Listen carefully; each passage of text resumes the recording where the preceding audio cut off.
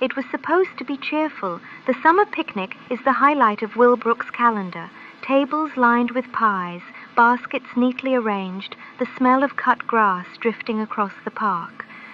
Parents chatted politely, neighbors exchanged recipes, and the children played at the far end of the lawn.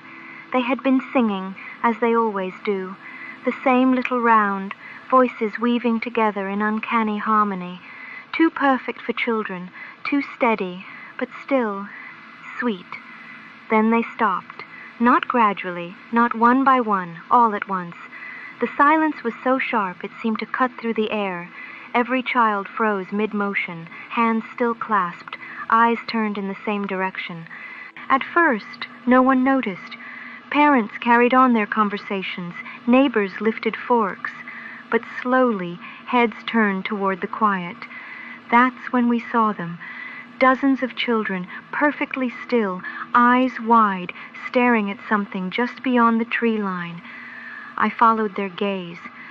The woods looked normal enough. Branches swayed gently. Sunlight cut through the leaves. Nothing moved, nothing stirred. But the children saw something. One boy's lips trembled as though he wanted to keep singing but couldn't. A girl raised her hand halfway, then let it fall back to her side. None of them blinked. The silence stretched on. A minute, 2. Parents began calling softly, their voices tight with confusion. Not one child responded. Finally, one little girl, I think her name is Clara, stepped forward. She lifted her hand slowly, like she was about to wave. Then she pointed.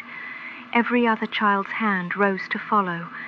Dozens of small arms, pointing in the same direction, eyes fixed on the same invisible thing. The adults shifted uneasily. One mother laughed nervously, saying it must be a game, but her voice faltered when she saw how rigid the children's bodies were, how pale their faces had become.